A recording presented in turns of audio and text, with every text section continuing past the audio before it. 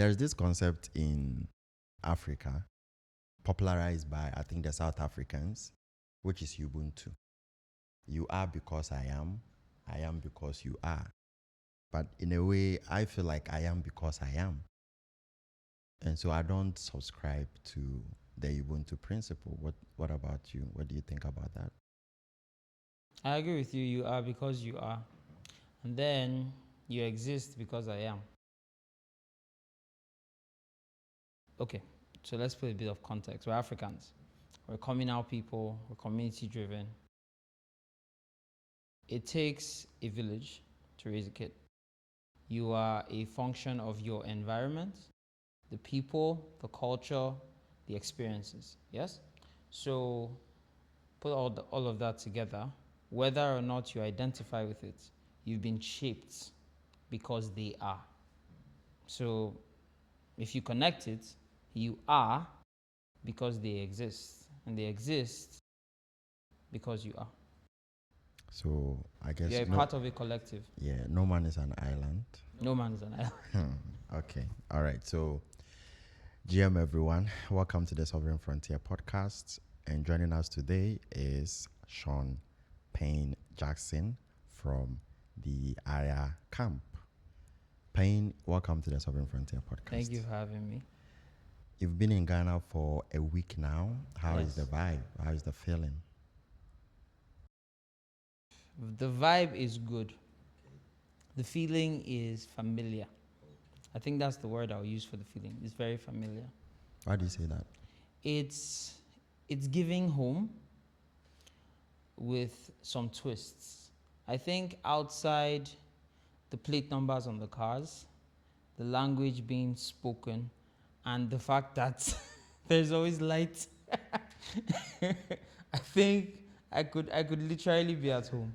All right, I see. So be in a setting and there's always light. Like just swap the scene, right? Yeah. Nigeria, but then there's always light. That's And I'm at home. That's like Ghana. It's the language, and then you're seeing the cars on the road and you're seeing the plate numbers, and that's strange. It's the same cars, but the plate numbers are strange, and then the light is just there. It's always light. Yeah. It's like. Is that weird? Well, I won't say weird. It's sort of like unexpected. Like you keep waiting and waiting. I've been around for a week and I'm still waiting. Like For a light out. I'm pretty sure at some point. There will be a light out. Yeah, at some point. There will be a light it's gonna out. happen. I promise you there won't. So, what are some of the things that you want to experience in Ghana before you go back? Okay, 3 things. And out of those 3 things, I've done 1. So my goal when I landed at the airport was, first, I want to experience the chaos of the markets.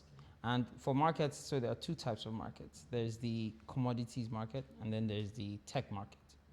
So I'm more of a tech person. So, but I want to experience both, the chaos of the markets. So the second experience I want to have is the nightlife.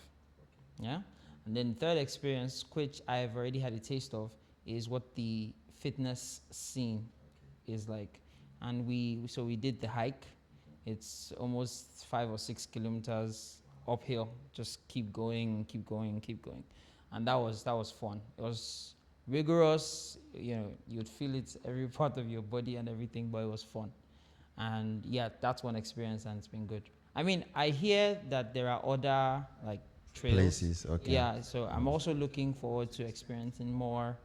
Yeah. Okay, that's nice. That's nice. And so our conversation today is going to be about Velocity8, which is an initiative by Aya. And this is your first time on the Sovereign Frontier podcast, correct? Yes. All right. So we have a bit of a tradition where if it is your first time, you tell us about your Web3 journey, Okay. how you got into this chaotic frontier. So how did you get here? It's a difficult question to answer because sometimes I'm not even sure. Oh, For me, it was something I stumbled upon. I have a background in networking and mobile development. I think those were like my two spaces back when I got out of school. I've worked in a lot of different industries, but I've always worked in tech. So, and I have, and my attitude to technology is just try it. Okay? So, because that's my attitude to technology, anything you tell me, if it's technology, just try it. So I did, I tried it, and I discovered two things. One of the first things I discovered is this is strange. This is breaking a lot of rules that exist in the technology space. And then two, this is crazy. This is and the fun type of crazy in the sense that one of the things Web3 did was take power and say, yeah, it could be yours. It could be. It's not yours, but power could be yours if you could build with it, if you could create with it, if you could ideate with it. And I think for me, that was all it took. And I got into Web3. If I had known how chaotic and crazy it was going to get, maybe. But now that you are here, do you ever consider leaving? Yes, a lot. Really? Yes, I think once every week. What? Yes, like, you know what? I'm not doing this again. And yet you are still here. What keeps you glued? The potential. The potential. Yes, the promise of what it can do, especially for Africa. That's what keeps me going. I think outside that, I wouldn't be interested. But the promise, it's too good. It's too good. It's like it's selling you... Utopia? Yes, utopia. It's literally selling you utopia. That's it. When you picture all that can be, if we begin to, internalize and exhibit all the value system that blockchain and Web3 gives us, it's an amazing place. Okay. So I guess that's that's an interesting point. I was looking to really get or understand the point where you interfaced with Web3, but I guess you've done a great job of explaining how you got into this. Oh, space. the point was it was a very unique point. Yeah, that's so what there I was want this. to know. So in Nigeria, we have a problem with forex and making payments overseas. Okay. Now, back in the day, the banks gave you like a limit where you could spend, I think, $1,000 off your Nigerian card. Okay. And the rates were great, right? And then at a point, they halved that, just took 50% off that, so you could do 500. And then it became 200. And then it became 100. And then it became 0. Wow. One of the things that pissed me off was the fact that they could decide to do that. And there was nothing I could. You could just wake up one day and they tell you that. They could just tweak the rules. Yeah. And I have to go along with it. And I'm not really good with rules. Yeah. So at that point, it's like, come, I've been hearing this blockchain thing, And then it's like, yeah, you can do payments with, I can, yes. So let's do it. Okay.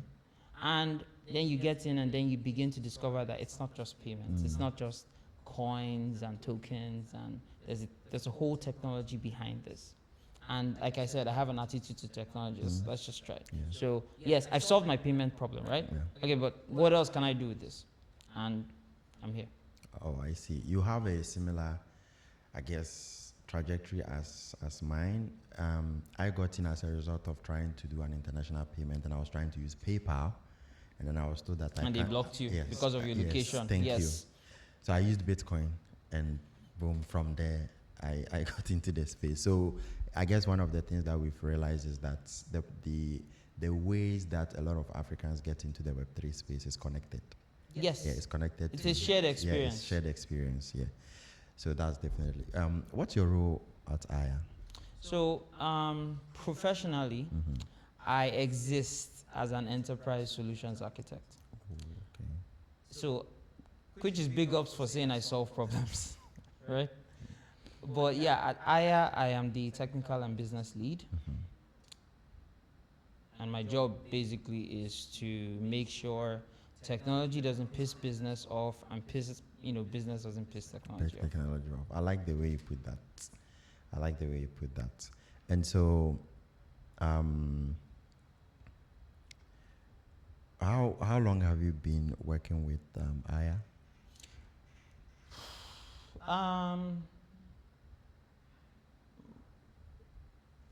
Almost 3 years now. Almost 3 years Yeah. now.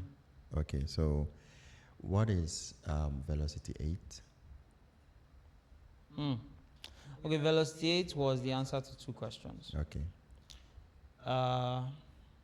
So the first question was, we realized that we had, so there was a period where, actually it's not, we're in a phase where we realized that there's a lot of education that needs to happen. So a few years ago, we were also creating education opportunities for African talents. And then what you now realize is you learn a skill, and then you're expected to use that skill to earn. But the job market is really broken right now. So we had like a lot of talents, and we didn't have enough jobs for them. So Velocity8 was the first thing Velocity8 was the answer to that question. What do we do with talents that have been trained, that are really bullish about building, but don't have opportunities? So that was the first, let's do that.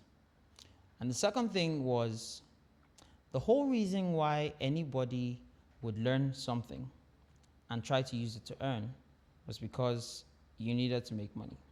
Now, I'm not going to sit down here and explain the African job ecosystem to you. It's, you can find it anywhere. So it's important to solve, there are a lot of basic problems that money could solve for talents. So the second reason was, yes, okay, fine. We'll give them a platform to allow them show their skills, but more importantly, give them a platform where they can earn. I'm happy to say today, so we demoed this idea last year, around this time last year. We officially launched Velocity8 towards the end of the year, and we've done $40,000 in revenue. And almost 50% of that has gone to talents. So the goal was give them a platform where they could show what they could do, give them a platform where they could earn, and then a perk. So the perk was, now we solve a founder problem. So the founder problem is this. I said hiring is broken for 2 reasons. One, for a founder, when you come up with an idea, it's your idea. There's no money attached to that idea, unless, of course, you're sitting on like pile of cash and stuff. But it's an idea and there's no money to get it done. Then I tell you, you need to hire people. So you need to hire a CTO, you need to hire a COO, blah, blah, blah, blah, blah. And all of a sudden you're dealing with runway, and it's an idea you haven't even qualified. So what happens is you begin to ideate, you begin to over-engineer, and then you never ship a product, and money is burning. So what that translated to was what we call the gig economy right now, where, okay, fine, I'm not going to hire anybody. I'm going to find a bunch of guys, come together, build this stuff for me. But then that worked for a while, and then it became fragmented because, okay, so I don't know how good this person is. I have to trust the person. And then I spent 6 months, and the person does crap. I may or may not pay the person, but I've lost time, which for a founder is the biggest currency. It's the biggest. Money is important, but not as much as time, because the market changes on you. So research information you had 2, 3, 6 months, 1 year ago might not be as useful. Especially also in the Web3 space. Especially in the Things Web3 change space. on It's a moving daily very basis. fast. Yeah. So all the time you're trying to figure out how to raise money, or the time you're spending with a developer that probably isn't going to build what you need, is time. So Velocity8, and I think that's where the velocity part of the name comes from, is we're here to save you time. So when you put all that together, that's kind of what gave birth to Velocity8. What it is today is not what it was 1 year ago. It's evolved. And I think I'm really happy, with where it is right now. Yeah. It's fun stuff. Wow, that's interesting, because my next question actually was going to be on the borderline of, on your site, you have something that you've written that at Velocity8, We understand the challenges founders and entrepreneurs face when developing their ideas into market-ready MVPs. And so I was going to ask you, okay, what are some of the key challenges that you think founders face? And I guess you've thrown a little bit of light on that, right? Or would you like to expatiate that? I mean, Especially to when it comes to Africa. There are a couple of problems that are faced by founders, and I don't think we're going to solve everything. Okay. But some of the problems that we know founders face and we're trying to solve is, one, the time problem, but two, the money problem as well.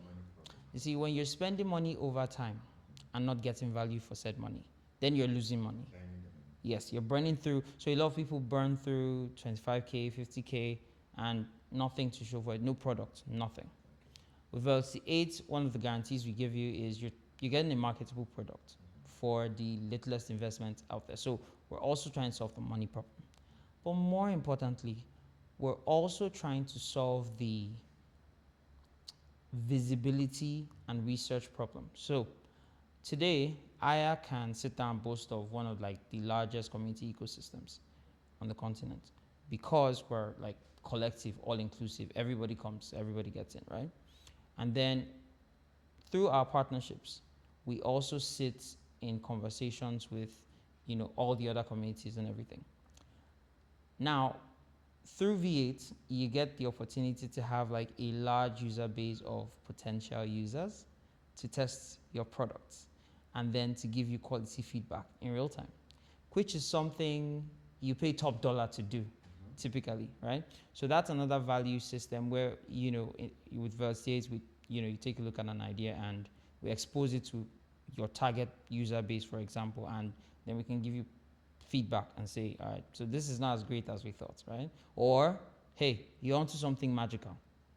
And over time, we've been pitched like a lot of ideas, and some ideas are just crap.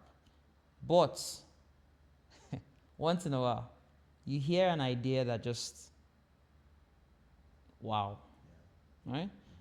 And I want to help a founder build that idea. And then when you talk to the talent and you tell them, all right, guys, we're going to be building this, and they hear the idea. I literally have worked on a product where one of the talents, I think front end, is like, I don't want to get paid for this. Wow. I just want you to put my name. Yeah. And say I was part of the team that worked on that built this. It was that good. Wow. That's nice. V8 engine. You get it. V8 engine. So basically shipping your idea or actualizing your idea in 8 weeks. Yes. All right. So could you idea to MVP in 8 weeks? What constitutes that? Like, break it down for me. It was an audacious move. I think the first trigger was the hackathons. Okay. So last year we did hackathon. It was beautiful.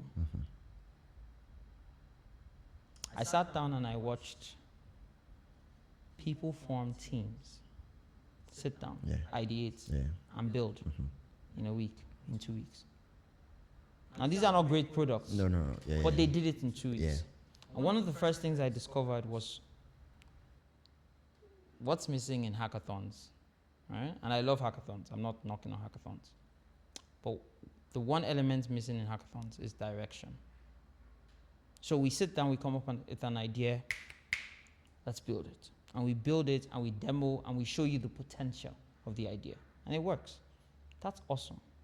But if these guys could get together, come up with an idea, and do it in 2 weeks, I can spend 2 weeks creating direction. I can spend 2 weeks creating a user experience, and then spend 4 weeks building it. So we created Velocity8 with that idea in mind, that it is possible to build very, very fast, the way we build in hackathons, but accurately, because we have a roadmap, we have guidance, we know what we're building. So if I have people that can deploy very, very fast and they have all the information they need, then I can ship out the product in the shortest time possible. Yep. Let's try it. That's my attitude with technology. Let's try it. And we did. It worked. So why not? Let's try it again. Let's try it again. Let's try it again. And till today, we're still trying it out. So with each trial, there is a lot of learnings. There's a lot of adjustments. Yes. And then that works out. I think that's interesting. So you have like an army of builders just waiting to pound. Honestly, that's the biggest value. I mean, there are thousands of dev shops. We're not like the best dev shop. That's not the thing. The thing is the community. That's the biggest power. You could throw 30 projects at me. I have a big enough community to build that all in 8 weeks. And with what we're doing, with the conversations we're having, what we're doing at Mo Accra, with the partnerships we're establishing, we're trying to convert more African talents from 0 to 1. And 1 for us is becoming a builder, getting that builder's mindset. And then activating you to say, now that you have this skill, how about I put you in a position where you can implement this skill, but with proper guidance. You have direction, you have design, you have user experience, you have requirements, you have scope. You have all the information you need to build. Your job is just build, follow these instructions, build. It's like IKEA. Yeah. Anybody can be a carpenter. Anybody can be a home decor person. IKEA has dumbed it down. So all you have to do is follow the guide, right? So yeah, that's what we did with Velocity8. We have this big community. So we create a roadmap, we create a guide document and say, all right, guys, this is what we want to build. You have the tools. This is the guide. Build. There's a lot of work going on behind the scenes. Some I'm not privy to share, still in strategic discussions phases. But what I can tell you is this. Our job, our goal is the African talent. Our product is the African talent. Our vision, our mission, everything is the African talent, driving participation, contribution in the Web3 space for the continent. When you have that in mind, you see that we want to train you. We want to partner with people that can train you. We want to expose you to people that can arm you with the tools to facilitate that training. So one way or the other, one goal is achieved. And that is, the African talent goes from 0 to 1. So from a talent, African talent, to African builder. And our vision is a world where we're building innovative solutions to deal with African problems, and then scaling African solutions to deal with the world's problems. Look, in 5 years, we're going to have 1 billion people under 30. Do you know what the unemployment rate is right now? Do you want to imagine what the unemployment rate will be then? And when you think along those lines, you start to see that, look, we need to improve our reputation, where we are measured and judged by our skill, our contributions, our participation, and not by the emails certain people have sent about being princes and stuff like that. We're not being judged by the few people they caught at the airport with drugs. We're not being judged by the few people that did whatever they did. As Africans, we need to be honest about the fact that there is a reputation problem that we have. So if you say talents, you could have two talents with 2 different problems. And you need to be honest about your journey, about where you're coming from and where you want to go and how you want to be perceived and recognized. And understand that the experience for this person is not going to be the same experience for you. And you should be okay with that. So being an African talent is not a disadvantage. It's a distinction. Most of the time when you hear African talent, it sounds like oh, sorry, so what can we do to help? No, that's bullshit. Sorry, pardon my French. It's a distinction. It's an attitude, all right? So like, have you worked with African talent before? No, what's so special about them? Dude, those guys, they're crazy. That's the idea. That's the spirit. Not so. What can we do to help the poor African talents in the Ekoli country? Nah, I don't want to be part of those conversations. We have the ability to change the entire land. We will. Okay, we will. Yes. So there's a distinction that no, you don't get to treat. You don't get to throw all of us in the room and say talent. Nah. There's a special group of people, and if you want to get shit done, talk to African talents. They will get shit done. I get where you're coming from now. So that's the African talent. Yes. Awesome. All right. So next one is from the evolution of how you started and what has become of Velocity8 right now. What 3 advice would you give to people looking to become founders in the Web3 space? I assume that, like you said, you've done a lot of research. You've also had a lot of experience when it comes to dealing with founder problems and also practically even dealing with founders, right? And so, what 3 advice would you give out to people who are looking to become founders in the Web3 space? Don't over-engineer. Show, don't tell. Talk to me very early. Talk to me very early. Yes. That's very marketing-ish. I mean, if the shoe fits, but these are things that I personally relate to. The first is don't over-engineer. I say this because it's easy to fall into that trap of refining an idea, checking all your bases, blah blah blah blah blah. And you need to understand that the real goal of V8 is to ship products. I don't want to, deploy something on GitHub and it dies there. No, I want to ship products. Scalable, profitable, impactful. So don't over-engineer, okay? You can't get all the answers, right? And then the second thing is, and it's, it still speaks to the founder's journey, and that is, okay, before the second thing, it's talk to me early. So talk to me early part is, because I said don't over-engineer, it's always good when we go through the journey with the founder. Okay, so the way V8 works is there are three phases, right? I feel like I need to clarify that so you understand. It's a journey. And our approach to development is no lines of code until we understand the scope. Yeah. No lines of code until we understand the scope. Yes. Okay. No lines of code until we understand the scope. So if I don't understand the scope, if the founder doesn't understand the scope, because there's the idea and then there's the scope. How far does this go? How crazy does it get? What's the infrastructure that needs to be on the ground to make this a reality? So if we don't understand the scope, then it's just an idea. There's no point writing any lines of code, right? It's waste. So no lines of code until we understand the scope.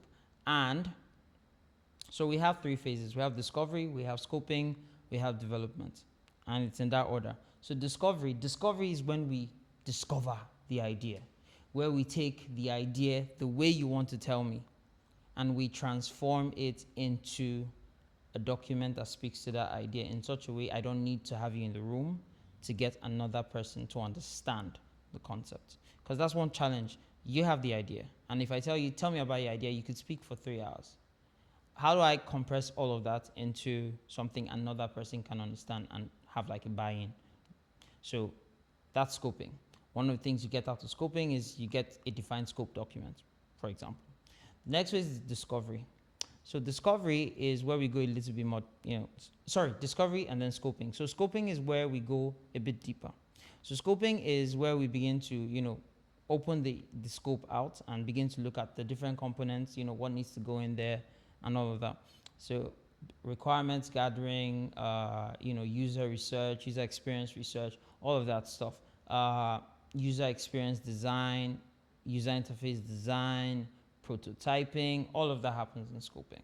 And one of the things that we've seen, a lot of success for is more founders stop at scoping.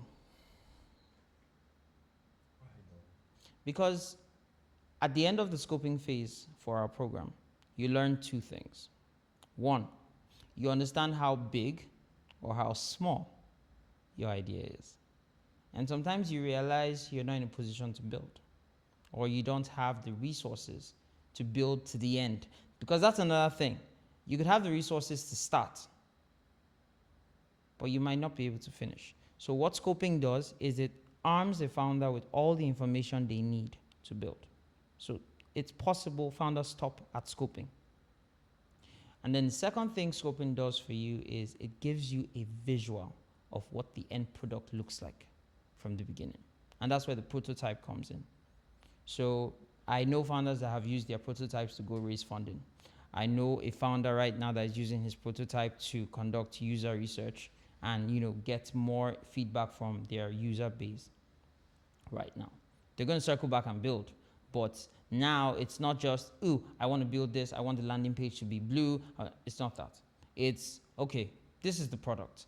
These are the partnerships we need and blah, blah, blah. We didn't know, we'll be back. And then there are people that scoping like, let's go.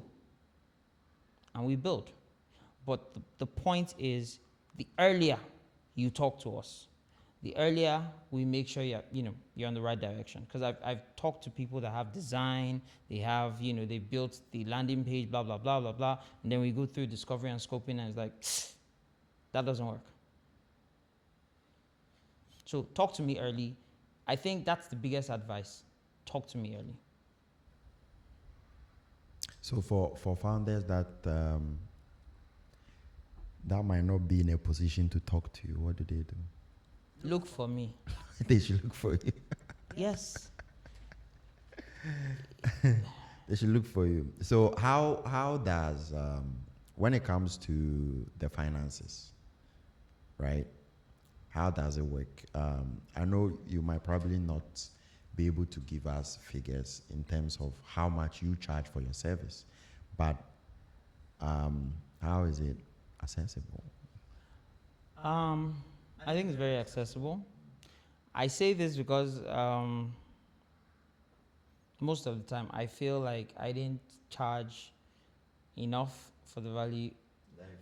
Yes, we always get that feeling because we kind of tend to, and that's what happens when you truly believe in an idea you're working on. You sort of get personally invested in it to make sure it works. So we always feel like we probably didn't charge, but outside that, there's a structure to how we price the services. And another thing I should mention is each phase is priced differently. And that's why, like I said, some founders don't make it past scoping. Because scoping gives you, there's a particular amount of information scoping gives you. And then you don't have to spend like a lot of money building code that you actually did not need to build. So we price at discovery, we price at scoping, and then the information because we also don't know how much it's going to cost to build. That's the thing. We don't know. So we go through scoping as a journey with the founder. And then when we arrive at the end, we now understand what it takes to build. And then when we know what it takes to build, then we know how much it's going to cost. So that's the approach to pricing. 2 questions here real quick. Can someone come for a specific stage and then pay for that? I mean, technically it's possible. So can I come out, okay, I want only scoping. You can't access scoping Without until you do discovery. Discovery. Because the output from discovery is what we feed into the scoping. But what if I come with my own discovery? Then we still have to review it. Okay. Right? And so early this year, I dealt with the founder who had designs. They had built all this and they had designs and blah, blah, blah. And then we went into it. And then we found out that there were certain touch points and integrations that weren't captured in the design. And then it was like, so what do we do? So, well, we have to go back to discovery. So it's a process. And if you come to talk to me late, I am sorry. We have to go back to the beginning. Give me some figurines. Like, talk to me. Let's give me something. Okay. So you could go through discovery for as low as $1,000. Oh wow, Yes. And then you could go through scoping for as low as visit irhq.com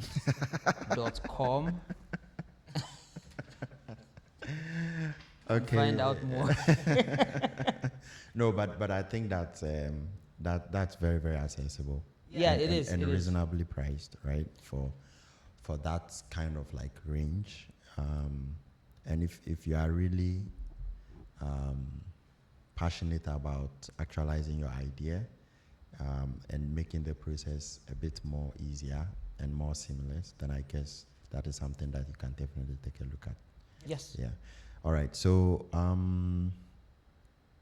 let's wrap up. Okay. And as we are wrapping up, a couple of questions that I like to ask people that we talk to is just trying to see how their life is like outside work, Okay. or even outside the space, the chaotic space in which we are. Yeah. So, what are some hobbies that you enjoy? Um,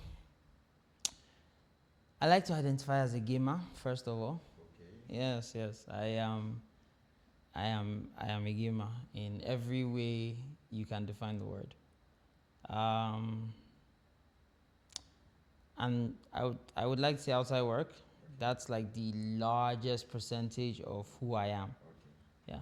But outside that, I also love music. I make music. Yeah, I make music. Um, I'm not really sure I've nailed that. I make good music, all right? So somewhere between Afro. Okay, I can say it's Afrocentric. Yeah, I can't really tell. 3 albums and I still don't know what I'm doing. So You have 3 albums? yes, I have 3 albums. That's crazy. And are they available on Spotify? Yes, yes, yes. What's your music? Oh boy. Do you have a you have a music name or Yeah, it's my name, Payne Jackson. Payne? Let's see. That's crazy, bro. You are a musician, Payne Jackson. No. I make music You in my bedroom. Oh my good lord! I've seen you, Payne Jackson. Yes. Anger Rhythm Refix. Correct. Yeah. There is Anima here. There is Best Shot. So this is on Spotify. Yes. There is Smile. Ooh, that's interesting.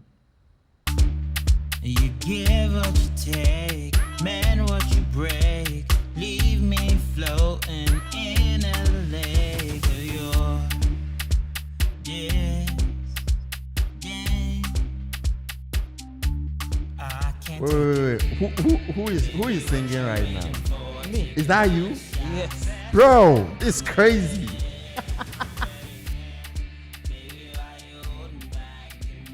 But this is not Afrocentric. I don't feel this as Afrocentric. I mean, I'm not kolom kom below kind of, but and that's why I said it's not really clearly defined. But I make music as I feel it. Oh, okay. Yeah, that's kind of the process. I'm not doing this for, money or fame or it's part of my It's a thing. natural thing. Yes, I have to make music, right? And I had I had friends that told me, put it out there, right? You could. So yeah, it's out there. That's nice. That's nice and a bit surprising. I didn't. Yeah, most people don't see that side of me. Yeah.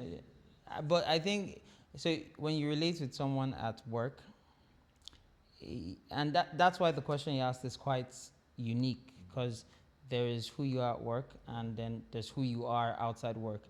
And one of the things Aya encourages its staff, and if you talk to anybody in Aya, you would always hear really interesting personal lives, is there has to be a balance, right, between work that you're passionate about and then life that has to be lived. So it's kind of our thing. I'm going to take time and then go through all of the soundtracks. Thank you. Yeah, Well, caveat, I'm loving what I've already heard. I make music in my room. I don't.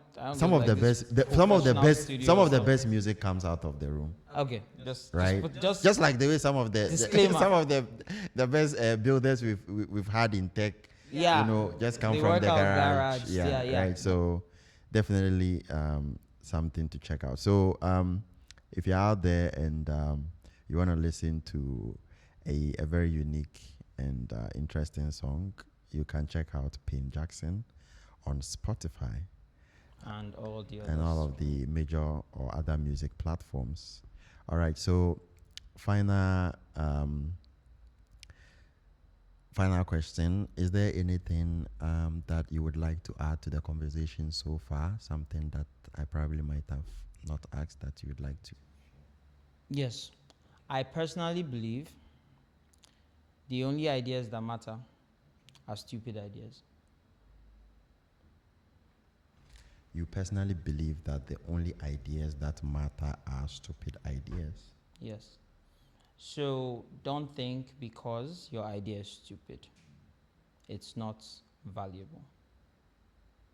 Don't think because your idea is stupid, it's not valuable. Good luck trying to define what a stupid idea is. Thank you. I mean, I wanted to follow up with that question, but you know what? I'm not. I'm just going to leave it out there like that I for mean, people to as ponder. soon as you can decide what is a stupid Yes. idea, now fine. Yeah, so just ponder over that. And so, Payne, thank you very much Thank you for having me. for joining us today. It's been a pleasure and a very interesting conversation and some really, really interesting leak or alpha about yourself. It's crazy stuff. So yeah, until the next one, everyone, stay safe out there and remember, none of what we share is a financial advice. Make sure you do your own research and stay safe out there. Good luck. Bye-bye.